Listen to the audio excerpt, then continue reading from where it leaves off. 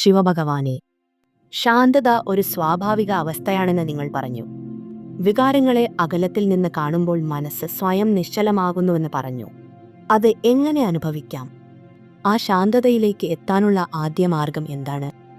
ദേവി, ഈ മാർഗം ആരംഭിക്കുന്നത് ശ്വാസത്തോടെയാണ്.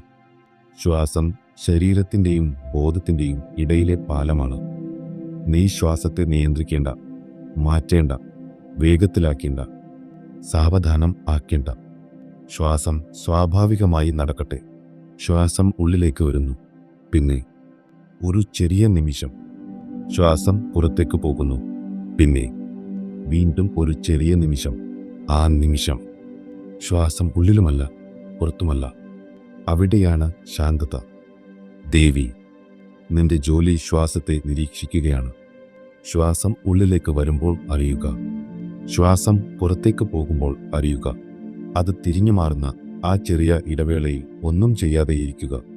ചിന്തകൾ വന്നാൽ അവയെ തടയരുത്, പിന്തുടരരുത്, അതിനെ നിരീക്ഷിക്കുക. ദേവി, ചിന്തകൾ നീ അവയെ പിടിക്കുമ്പോഴാണ് ശക്തിയാർജിക്കുന്നത്. നീ അവയെ നിരീക്ഷിക്കുമ്പോൾ അവ നിശ്ചലമാകുന്നു. ശ്വാസത്തിൻ്റെ ഈ ഇടവേളയിൽ മനസ്സിന് പിടിക്കാൻ ഒന്നുമില്ല. അപ്പോൾ ബോധം സ്വയം തെളിയുന്നു.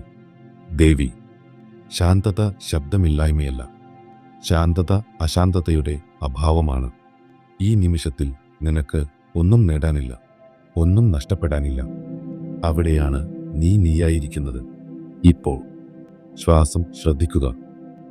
ശ്വാസം ഉള്ളിലേക്ക്, ശ്വാസം പുറത്തേക്ക്. അവ തിരിഞ്ഞു മാറുന്ന ആ ചെറിയ നിമിഷം, അവിടെ വെറുതെ ഇരിക്കുക. ഒന്നും ചെയ്യരുത്, ഒന്നും പ്രതീക്ഷിക്കരുത്. ദേവി, ഇതാണ് ആദ്യ മാർഗം. ഇത് ലളിതമാണ്, പക്ഷേ ആഴമുള്ളതാണ്. ദിവസം കുറച്ച് നിമിഷങ്ങൾ ഇത് അഭ്യസിക്കുക. അടുത്ത എപ്പിസോഡിൽ നമുക്ക് അടുത്ത മാർഗം വിശകലനം ചെയ്യാം.